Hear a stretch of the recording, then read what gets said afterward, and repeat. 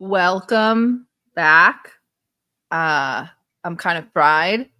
So forgive me if this episode is a little loopy, a little disjointed, but we've made it. We are live. Happy Father's Day to all the fathers. My camera is not loving me today. The fathers and the daddies, if you know what I'm saying. Happy Father's Day. Truly happy Father's Day. Marat is not a father, but maybe a daddy. Marat, how are you today? I'm doing okay. Just like you, haven't slept much. And just trying to make sure the world doesn't end.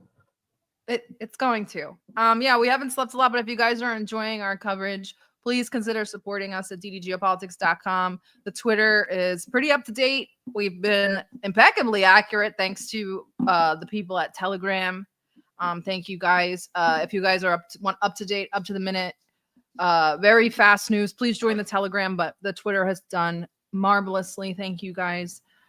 I guess we'll get started. Excuse the traffic, but I guess we'll get started. I don't really know where to really start as we're kind of getting dragged into another war. I think that our introduction has never been more poignant as George Bush kind of, weapons of mass destruction. Saddam's got to go. How quickly we've morphed from Iran may build the bomb. They have the bomb. They're going to build a bomb to now it's the Ayatollah must step down. The mullahs have to go. How quickly we've morphed. But I was told in 1995 that they would have one by 2000. And then I was told again in probably 2000 that they'd have another one in 2005. What are your initial thoughts before we get on to the events of the day? What are your initial thoughts on not the actual military occurrences, but the political, what we're starting to understand as this sort of story becomes more and more clear? Well, it's always an effective, right? The fact that Iran was always close to the bomb meant that war with Iran was always close and necessary. And so the biggest thing that I think is what an effective boogeyman it was. And the other thing, for Iran, it's whatever happens with Iran, it's going to be clear that their strategy of always, perpetually working on the bomb, kind of just from their end, I already just covered it from Israel's end.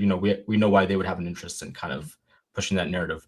From Iran's end, they were always kind of close to working on it, and they were, they themselves kind of played that up. We're close, as a bargaining chip, or for leverage. But until you have it, you basically have nothing, right? And so, I feel like it'll make everyone else want the bomb that much more, because ultimately it shows that you're vulnerable in this day and age. But we'll see. Nothing's happened yet. Of course, it's just been some strikes exchanged, but at the same time, anything could happen. It's it does look precarious, for Iran in some moments for me. So we'll see. I'm on the opposite end. I actually think things are going worse for Israel than they are for Iran. But let's take a look at Trump. I think this is from 2014. Our president will start a war with Iran because he has absolutely no ability to negotiate. He's weak and he's ineffective. Negotiations for today are called off. Trump is... I don't even know. We have Trump 2 days apart here saying the U.S. had nothing to do with the attack on Iran tonight. 2 months ago, I gave Iran an ultimatum. Today is day 61. I told them what to do. Every other day, he goes back and forth. So we've gone from an incompetent Obama to a president who can't decide whether he was involved or not. Now things are even more so opening up. It's becoming much clearer that the talks were nothing more than a device to lead Tehran into a false sense of security while they prepared this attack. How do you think that how do you think that speaks to the United States while they're in negotiations with Russia and they have planned? I mean, they're not military or war negotiations or peace negotiations, but they have negotiations planned with China for August. It's completely duplicitous. In some ways, I was almost thinking was this whole exchange with Israel almost like a negotiation tactic to get a deal done? That would have been a better version. But if the deal was the fake part to just lure into the war, that would be completely duplicitous. Of course, Trump's messaging, Trump's going out there contradicting himself, making no sense. No sense. MAGA is talking themselves into circles. People are making excuses for his body language when he comes out, and they're saying he looks defeated. I thought he was the guy that wasn't going to be defeated, right? So it's all the narratives right now are just maddening. But yeah, I mean, as it pertains for the U.S., we'll get into this deeper a little bit when we get into whether it's Israeli interests or American interests. But as for this tactic, I think it still remains to be seen as for what the end was, whether it was war or the treaty. But I'm hoping it really wasn't war. I don't know. I think you're a little bit more optimistic when it comes to America. I'm a bit more cynical when it comes to America. I think it's because you're an immigrant. Immigrants tend to be more forgiving of America. And because I grew up here, I think that I'm a little bit more cynical. And that's why I think that it was so important. Our introduction is the parts, especially with George Bush. It's the same song and dance that's dragging us into that war. A lot of the bar people, and maybe even you, Murat, you were maybe too young to remember, weren't involved in politics. It was the same exact thing. It's just in a much shorter amount of time. We went from they might have weapons of mass destruction to we need to topple Saddam. There's also an element of what they were going to do to the Jews if we didn't affect them, and then we had Bibi, who, I mean, he wasn't in a place of political power at the time, but Bibi spoke to Congress multiple times to push us into the Iraq War. So, I mean, we're pretty much repeating that 20 years later, no? So I was in junior high. I do remember the Iraq War, and I do get how, if anything, Iran was always the top boss. I mean, it was always going to be final boss, especially for neocons. That was going to be their prize. That was who they wanted since 1979. And I almost have this theory that whether Israel, in terms of their own interests, if they had their own acceleration plan, if they sensed that neoconservatism was on its way out, and whichever movement came along that sort of was the harbinger of that, once that came along, they I don't know if they had a contingency plan in place for accelerating their their foreign policy, but certainly I think that Trump's election and this coinciding is no coincidence. Obviously, I think that what their plan was, okay, if Trump's going to be then neoconservatism, we get him back in for second term, and then this is when Iran is taken care of for good. Let's talk about Russia and China. So we'll play. We have these clips. Russia at the UN. In the context of the current strikes by Israel, what we noticed is the information mass media about the fact that there was likely coordination between Israel and British special services. Immediately after the Israeli strikes, they sheltered the Israeli aviation, which participated in the strikes, in their bases in Cyprus. We also noticed a statement made by Israel when they said that they warned about their attacks. They warned Germany, JCPOA participant, and Italy. It also came to the fore that our American colleagues also had information about the strikes. The Israeli strikes were also supported by the French, who clearly knew about them beforehand. The UK did not participate in this action. And let me say clearly and unequivocally that Russia's claim that British sovereign bases on the island of Cyprus were in any way involved is nonsense. It is deeply irresponsible at moments like this for Russia to be spreading disinformation. I'm really sick of these people. We come to find out, and before we get to the clip about with China's reaction, but we come to find out that Germany was refueling them. The idiots blipped their transponder on by accident while they were refueling Israeli jets. We already know that American tankers took off on the first night. And then within 48 hours, Keir Starmer was talking about sending in his fighter jets. So if you're already at the point where we're talking about sending in fighter jets, the tankers are already there. So, and we already know Al Udeid and in Qatar was involved. That's an American base. We already know things were shot down over Jordan. They were shot down over in Iraq. They were shot down from the American bases in Iraq. I'm sorry, but this notion that MAGA has that it doesn't count. They did this with Libya too. It doesn't count until there's boots on the ground. As long as it's just stuff flying in the air, we're doing it up there. It doesn't count. It only counts if we have boots on the ground. I remember Obama said, it's not technically a war until we have boots on the ground. Nobody cares until an American dies, et cetera, et cetera, et cetera. So this is the primrose path that MAGA is going to take us down. He said no new wars, and there are no American boots on the ground. There's nobody dying. Yeah. I mean, I don't know. The thing with like the funny thing about how they're trying to cover their involvement with this, right? Are they getting caught with their pants down, or like are they just trying to avoid taking the heat, or is this kind of part of the plan of was Israel just supposed to be the sole goat for this? See, like I feel like the biggest lens right now in foreign policy is the Zionist versus, well, of course, Zionist versus anti-Zionist card, but like this idea of, does America work on behalf of Israel, or does Israel work on behalf of America, right? And so we have these competing narratives where we've got, people in America that are posting like, I don't want to die, I don't want to go to war with Iran and die for Israel. But at the same time, the reality is you have Israelis dying, going to war with Iran, and on behalf of American interests. So it's these these mirrored narratives that are going at the same time, and it all just sort of goes downstream of whether you think one controls the other, or if it's Israel that actually is in control of America. So I don't know. What's your view of that? I know you know my view.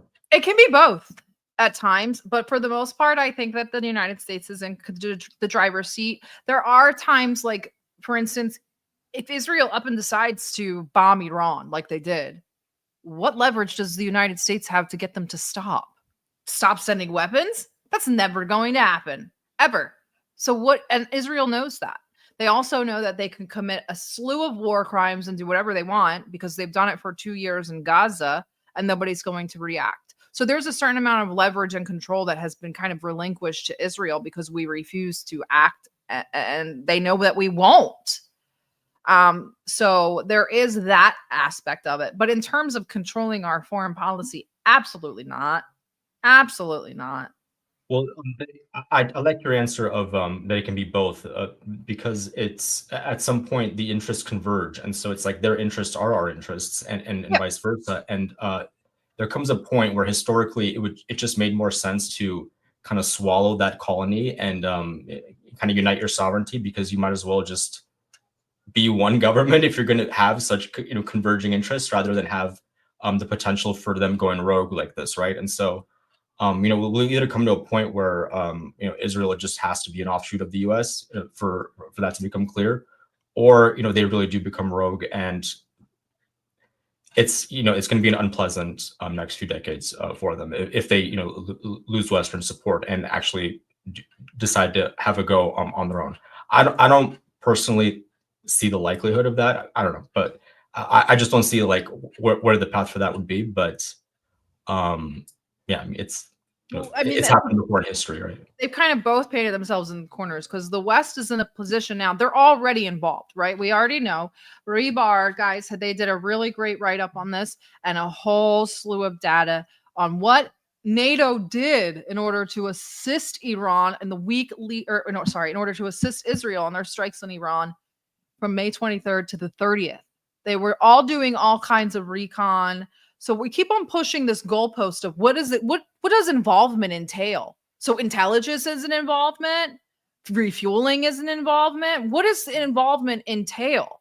So I mean, I'm not understanding. These people lost their minds when there were volunteers from China going to the Donbass to fight. It was like China's giving them an atomic bomb. These people keep moving the goalposts of what it means to have Western and interference, Western support. So aren't we already at the time where this is Western support? This is, I mean, General Wesley Clark said it. I hate even bringing this up because it's so cliche, but Iraq is the last one to fall. That's not just an American plan. That's an Anglo plan. That goes along with the UK. So, I mean, it's clear that they're involved. This is in our interests. So how long do we allow the charade? What is your opinion on where the kind of line of involvement starts? Well, the charade is gonna it's only gonna get bigger because we're gonna see warfare that has less human involvement, right? With drones, with robots, what have you, and that'll be a new way that we get to skirt this like no new wars thing, where it's like, okay, well, no soldiers were deployed, we just had these robots deployed, we just had these drones sent out there. And it's always just going to come down to how many bodies were, how many troops were put on the ground.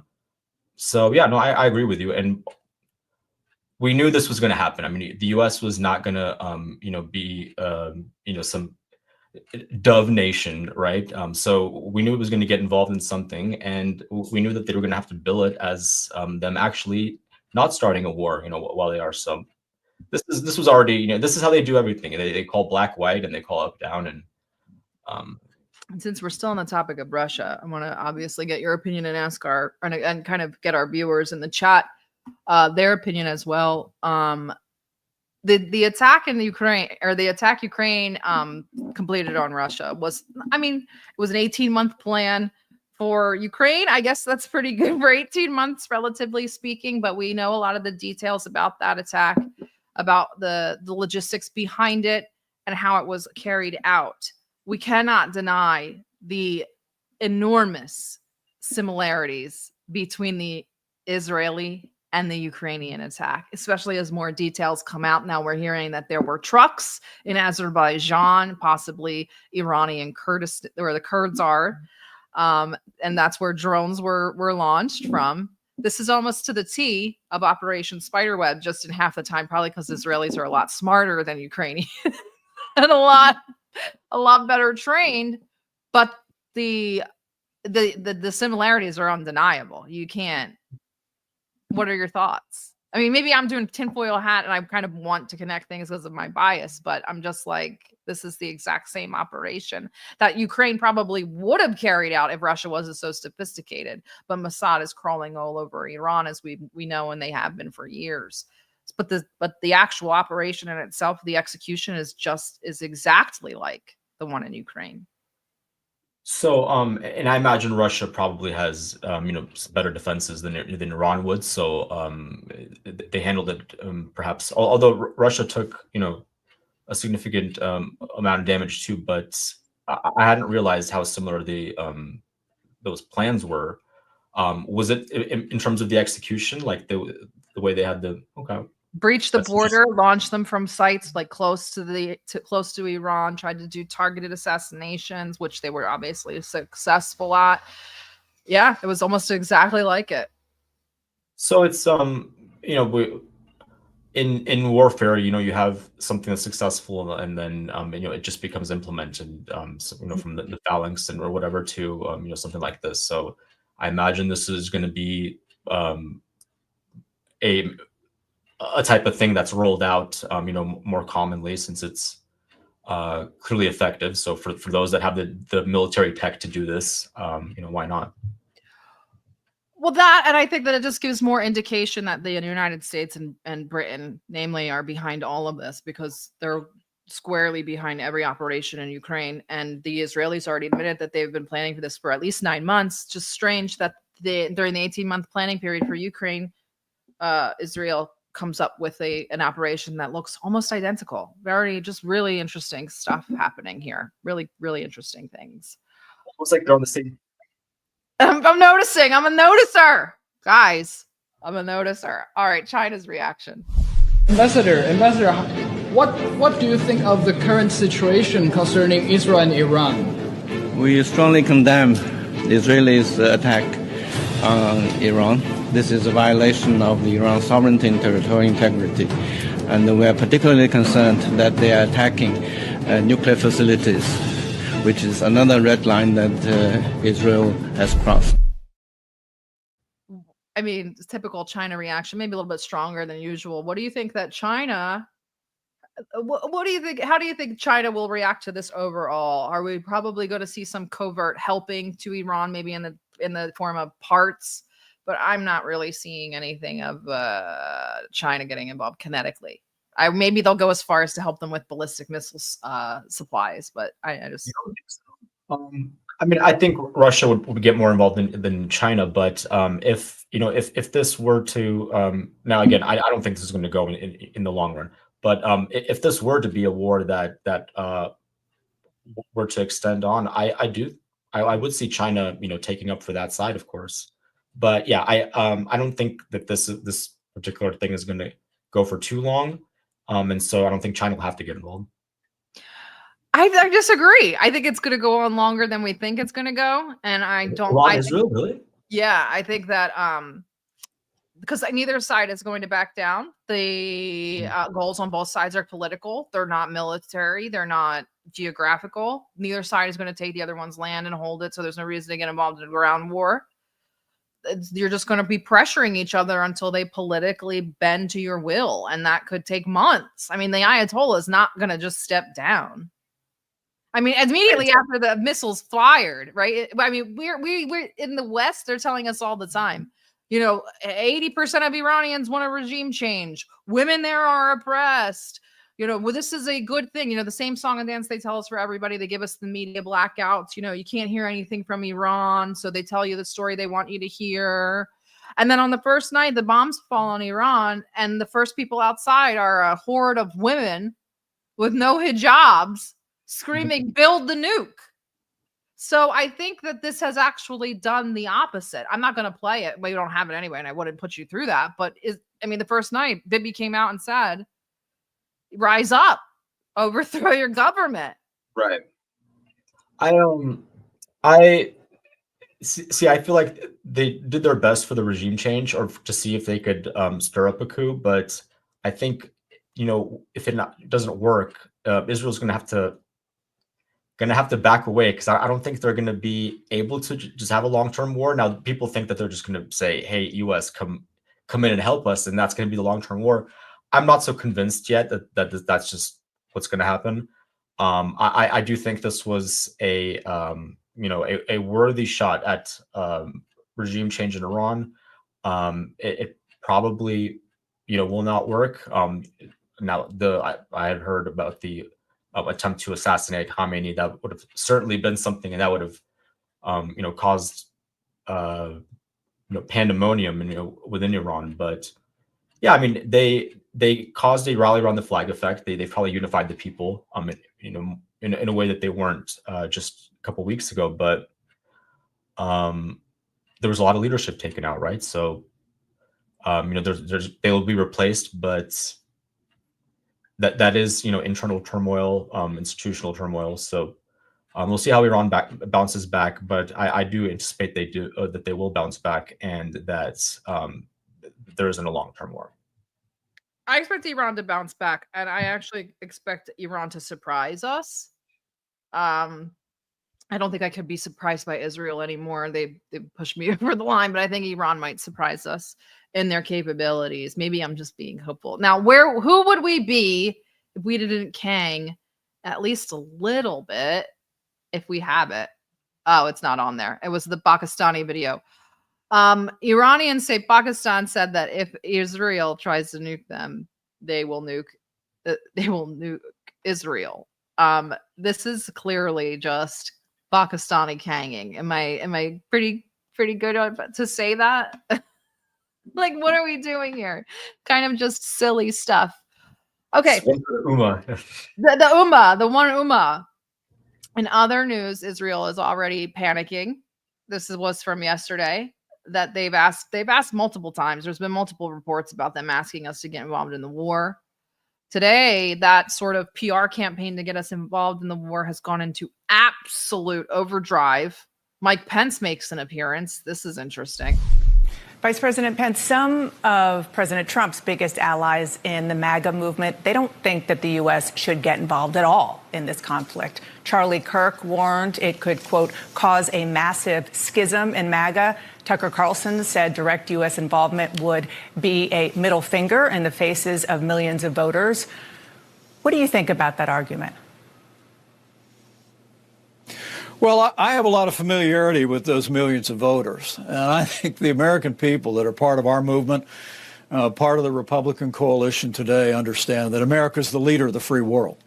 And if America's not leading the free world's not being led. It's one of the reasons I've so strongly supported U.S. support for Ukraine in the wake of that brutal invasion by Russia. But I also had a sense that the isolationist voices in the Republican Party, whether it be trying to suggest that we should cut off any support for Ukraine's fight for their freedom and sovereignty, some people also questioning our commitments in the Asia Pacific. But I've always said that I really do believe that strain of isolationism, all roads lead to Israel. Mm-hmm. Is that what you're seeing now? When you hear leading voices on the outside talking about dumping Israel in this moment, it's scandalous. Look, since we just we're coming up on 250 years of our nation's history, before this nation was founded, the pulpits of those colonies thundered with the aspiration that the people of Israel would someday return to the land of Israel. 1948, we were the first nation on earth to recognize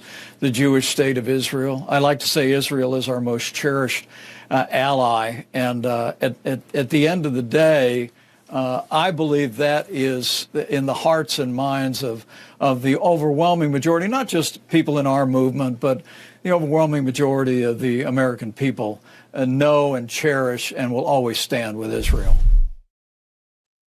Firstly, let me point out, if you guys didn't notice, he's in Zionsville. Nice. That was his location. I'll pull it up really quickly just so you guys can see it again. Vice President Pence, some of Zionsville, Indiana. Interesting. Of course, he comes with his dispensational, eschatological jibber jabber. But what do you think about overall what he said? Where do they grow these people? These people are so out of touch.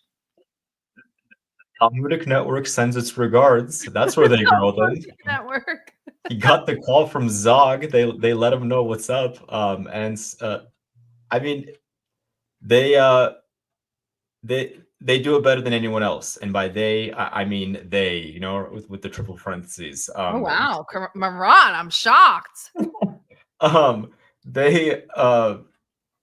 mean, yesterday you saw all the politicians have their lines. That was, that's become par for the course.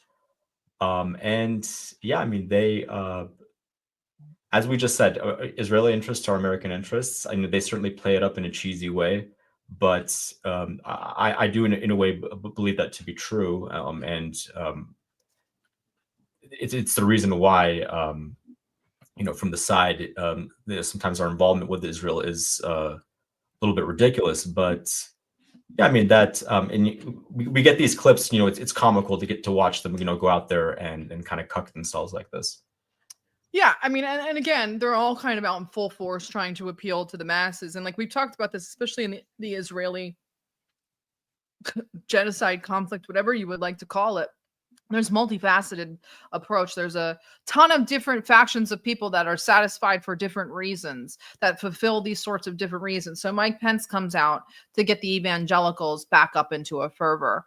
Then you have the other people who are kind of like the soft Zionists who say, yeah, we might not really love Israel, but we really hate Iran. So we better hop to it. This is our chance. So they're kind of out there doing their whole PR thing. And I don't know if this has the date on it, but No, I mean, you don't even know what date it's from because it changes literally every couple hours. Trump says now it's possible the U.S. could get involved in an Israel-Iran conflict. He keeps going back and forth. But like I said, we're on Father's Day. They're not going to start a war on Father's Day. There's rumors that they'll start tomorrow. There's also confirmation that the USS Nimitz is heading out from its job of intimidating China, or trying to anyway, to head over to the Middle East, which means that there will be fighter launches, most likely, at minimum. There's no other reason to put an aircraft carrier near a country unless you're going to launch fighters from it. So there's that, the involvement.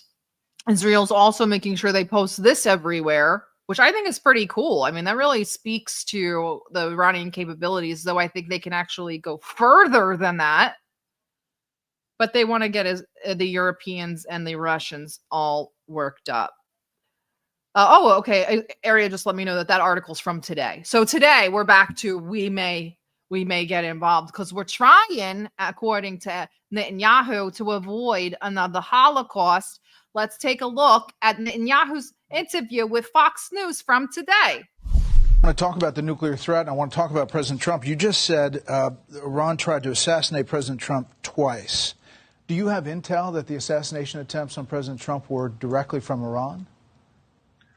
Through proxies, yes. Through their intel, yes. They want to kill him. Look, he's enemy number one.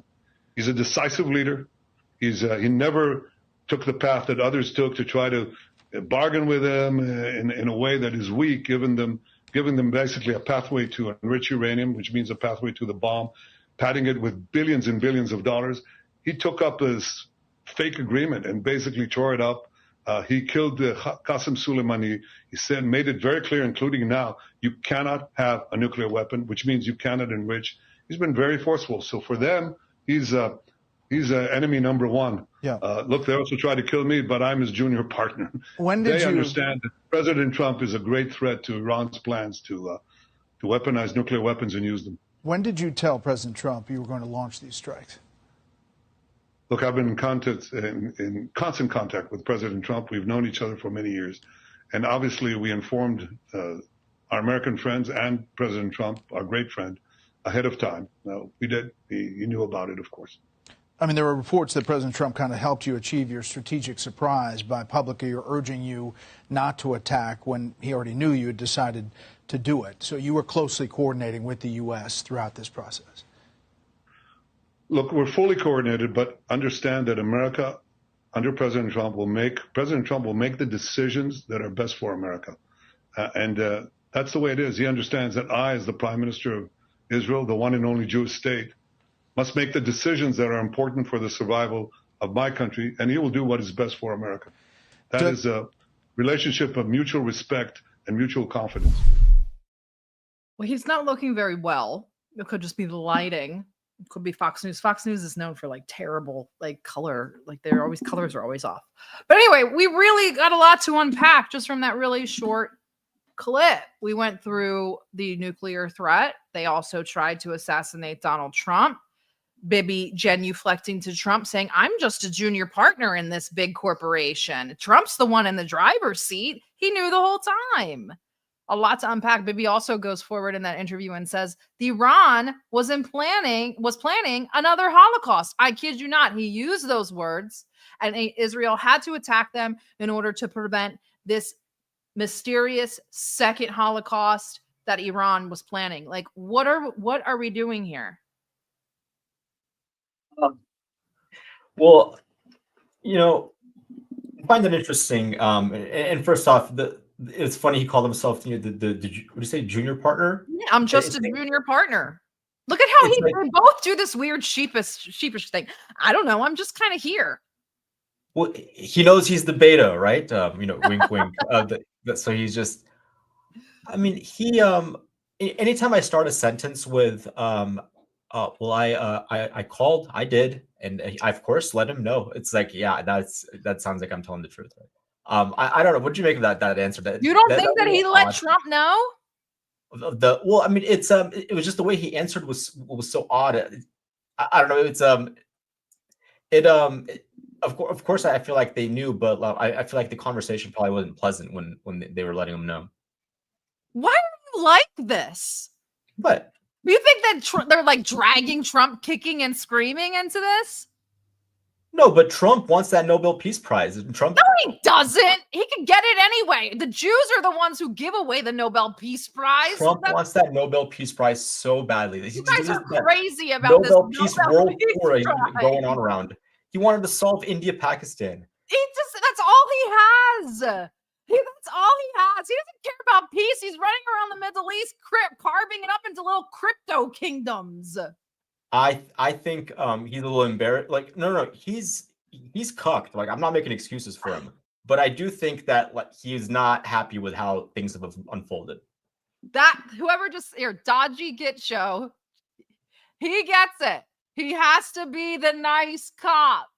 Period. Trump is the nice cop. He's the boss, guys. He's the boss. I'm just a junior partner. Well, sure. I mean, ultimately, it's on behalf of America's interests. I just think that Trump's personal interests here are.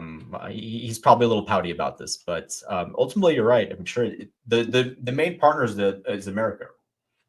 Well, yeah, and I'm so glad that like Bibi's willing to say it, right. Even though Trump's over here like we didn't know, and Britain's like this is offensive to even insinuate that we knew. Like people are like. Well, I guarantee people will say the fact that he calls himself junior partner just proves that he's the one in charge. We need to give that clip to Samira because she's always fighting with the people that are like, it's Israel that runs in America, and literally Bibi's right here like, I'm the junior partner, guys. Like, I'm not running this. I've told him we've been in contact for months. We've known each other for years. He reiterated. Not only that, we had this whole dog and pony show. Bibi and Trump are fighting. The Israelis hate the UN. And then we come to find out that not only was Trump and NATO, but the UN was also colluding with Israel to bomb Iran. How do you feel about that as well? Understanding that this whole year, 2 years, we've been under a psyop that the UN is working against Israel, right? All these international institutions are anti-Semitic and they have our work. And now we've come to find out that the IAEA, whom Russia has had issues with, but has played nice with and played by the rules for the same reasons, the IAEA was going into Iran and letting the Israelis know what was going on at each site and where each site was located. What does that say about, like, that puts us back into a state of anarchy? Our international institutions are worthless. Well, yeah, I mean, definitely there was a psyop as far as their little phony feud that they had recently. As I was watching the video, actually, I forgot about that whole thing. I totally forgot they even had a feud until you said it right now. Yeah, I mean, he was gosh, I've known him for so long. Yeah, so the feud, I mean, ultimately that's correct. The whole feud was a charade to smokescreen this coming Iran invasion. So, and this is what I meant was Trump's election where Israel said, okay, like this is go time. This is where we roll out our secret plan, our money heist type plan. So it's yeah, I mean it's frustrating. It just makes you cynical for any more news that you hear in the future about any developments. Well, yeah, and we had that whole buildup about they're fighting, and then we had the one story came out, which I'm sure everybody memory hold just popped into my head just now. Was I think it might have been February or March? There was that story that went around that was like Bibi wanted to attack in May, or first it was October. He wanted to do the attack on Iran in October, right near midterms, and then he pushed it back to May, and Trump. That's when the rift started, when Trump said, absolutely not. Like we're in negotiations. They knew then that he probably was giving them the deadline and was saying, we're going to bomb them at the end of your deadline. Because the deadline extended. It was in the end of May. It was May 20th, May 25th or something. And it was extended to 60 days. And they bombed on the 61st day. And whoever the guys, please back me up on this if you've watched, because remember, I kept saying the deadline. I have repeated that deadline at least 10 times on this show. alone. And Trump reiterated that. He said it was 60 days, and today is day 61. And that is when they bombed. And I'm really cynical after this. I'm really black-pilled because at least maybe because I was younger and stupider, but I feel like at least with Bush and Obama, there was an air of we're going to try to put on the show for them. At least we're going to try to convince them that. And people were like, well, this is transparency. No, it's that they're kind of trying to convince us, but they don't even care enough to follow all the way through. It's very insulting and sort of like upsetting. Like at least with George Bush, we got the whole song and dance for months. Not that Iraq was a good thing. We got the whole song and dance for months about weapons of mass destruction. We talked about it. It was a topic of conversation at people's dinner tables. This is stuff that was kind of built up. Now it's like flood the zone, freak them out, bomb Iran. We'll figure it out later. Like, what's up with this administration? I feel like we're on this sort of accelerationist path. What I don't know is the end. What is at the end of this path? What's going on is what I mentioned earlier. It's neoconservatism is dying, and so they have to get more crafty about how they manufacture consent and how involved they can get. And so when it was Bush in Iraq, that was on the heels of 9/11. So there wasn't a lot. There was still a whole lot of propaganda, but the big prime mover was, the images of the buildings. Everyone kind of going through that tragedy. But now, so much time has passed. The appetite for something like that has long, expired, and so now you just have these like psyop causes and these wars that it's unclear how involved we are, and we're also going to see the use of private armies so that that way the government can say we're not involved, and then meanwhile you still have contracted armies that are still acting on behalf of your interests. That's what's coming. That's ultimately what we're going to face. And you hit the nail on the head. Speaking of which, here's Elon Musk. Elon Musk can put the final nail in the coffin of the Iranian regime by providing Starlink internet to the Iranian people. Iran cut off all internet so that the people cannot organize a coup and communicate, to which he responded, the beams are on. So again, we're not involved, right? It's Elon. Elon's doing his thing. Yeah, it's a little bit of trickery, but this is sort of like a transitionary period, where we're going to have an increase in decentralization, privatization, and as we see the corporate power, and so we'll see these entities get stronger and stronger, and this will be how. By the way, guys, the internet was never shut off in Iran. It was shut off in Gaza, but we're not worried about Gaza. They don't get internet, but we got to make sure Iran has it so we can get this color revolution done. That's exactly what they're trying to do. They're hoping that, and that's the thing, they're going around governments. That's what these corporations do. They skirt government sovereignty, even their own government sovereignty. Everybody's saying Elon's famous quote, we can coup who we want. We will coup whoever we want. That was back in 2021 or 2020. He was talking about, obviously, Evo Morales of Bolivia, but he can coup whoever he wants.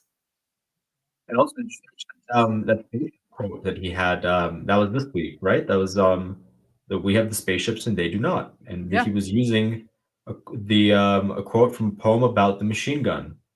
And so he very much, looks forward and sees that technology in the same way.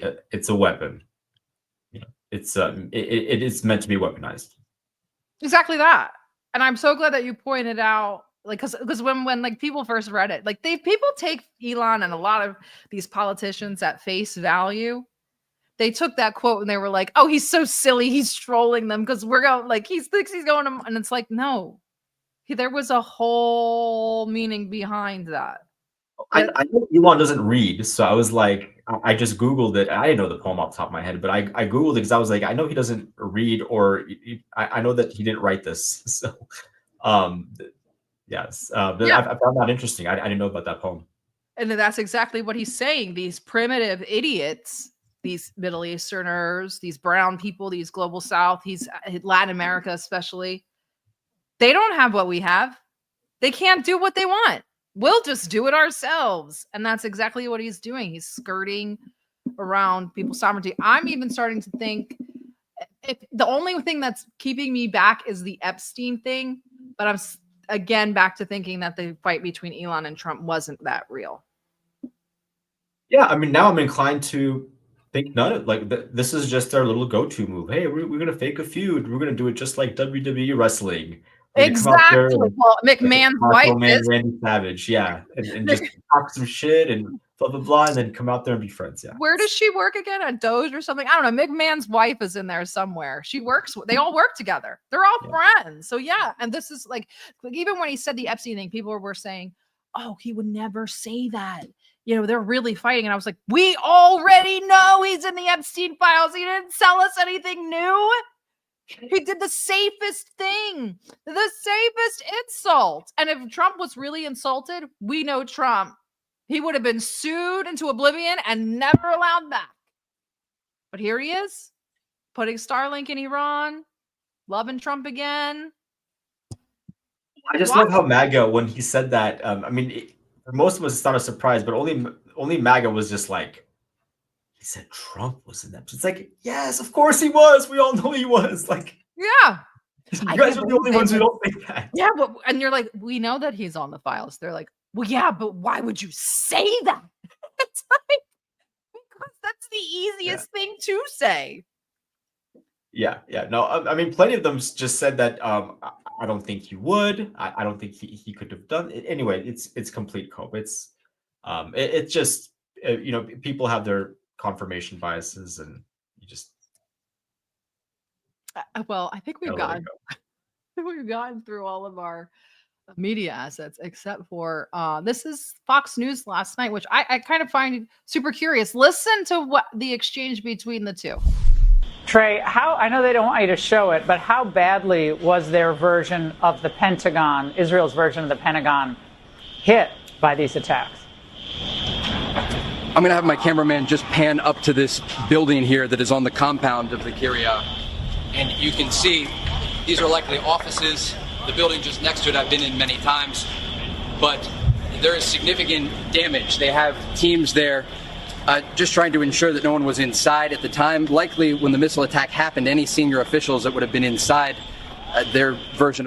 Oh, that's not important. The important part was the beginning. I know Israel doesn't want you to show this, but so that there, accompanied with, there's been a few videos showing the Israeli, I guess they're the ID. I don't know how their police forces and stuff work inside it, but they're telling people they're not allowed to record, getting people away from the scenes, et cetera, much like Ukraine.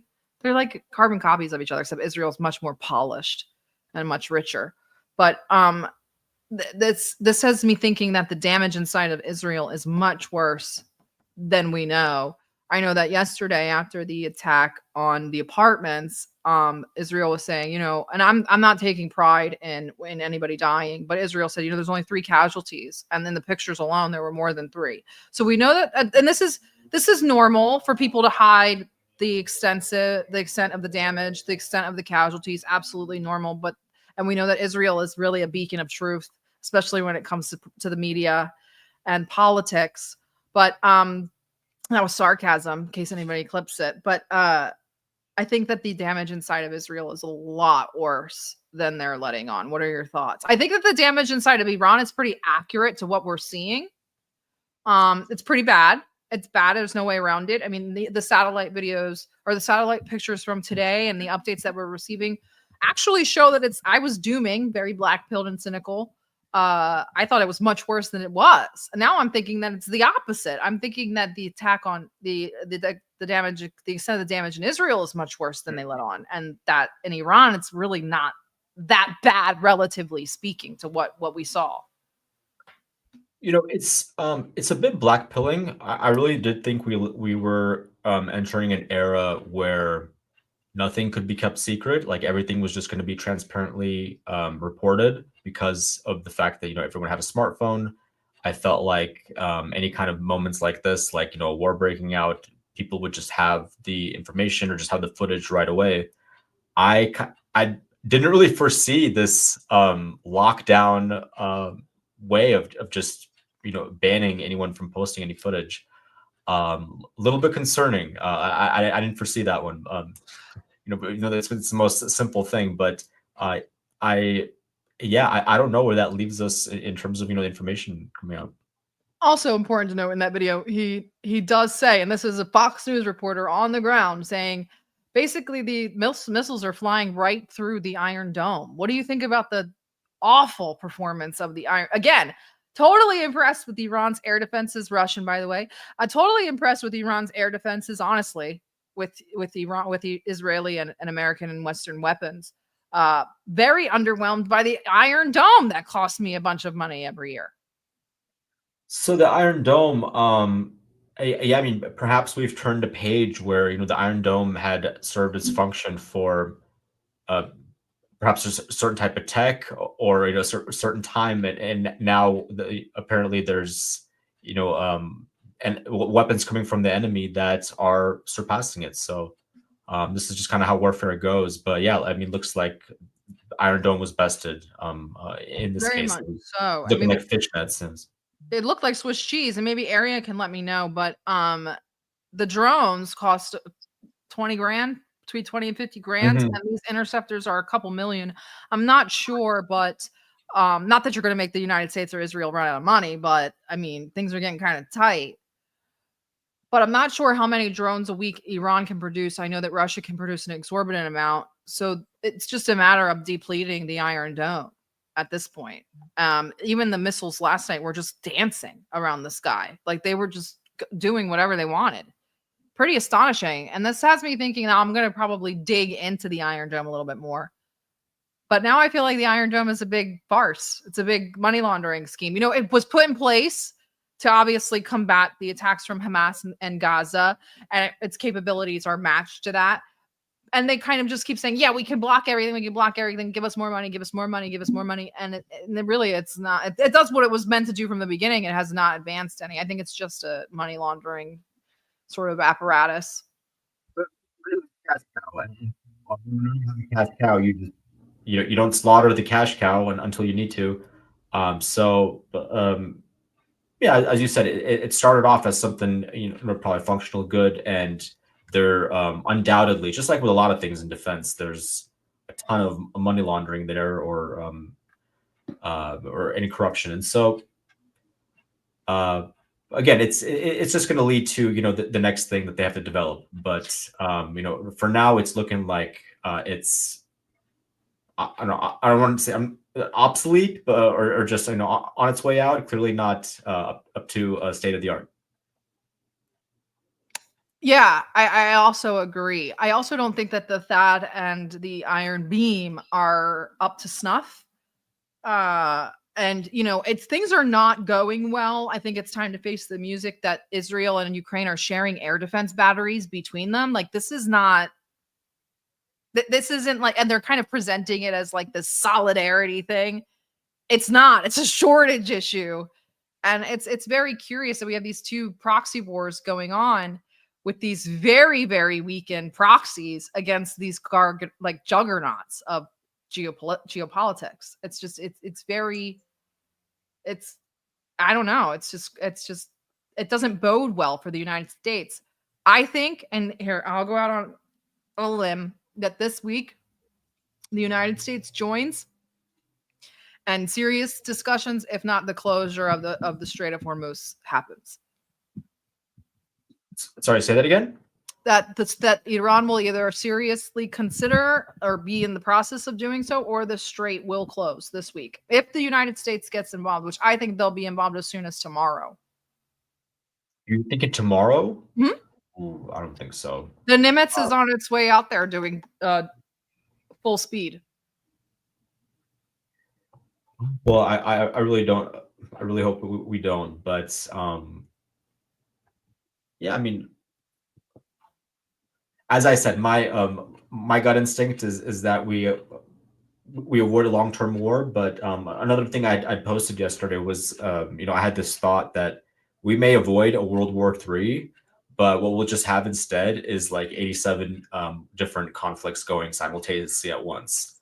And that's kind of what it feels like sometimes. Is you just have so many wars going, and they may not, go into alliances like they did in World War I, World War II, but we may just end up with 100 wars going at once, and everyone duking it out at the same time.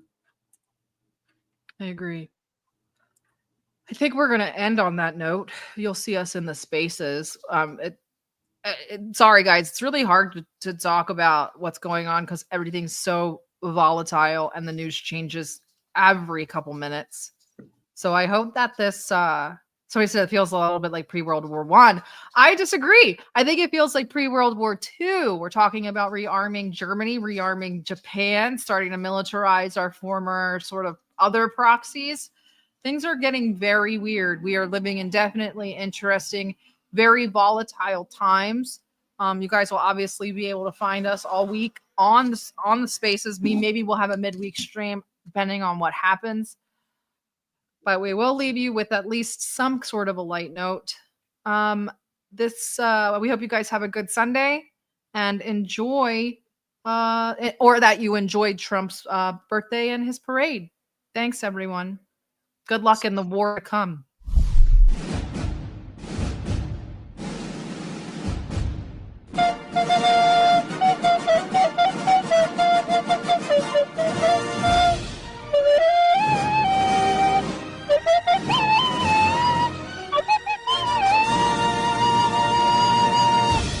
Special thanks to our sponsor, Coinbase.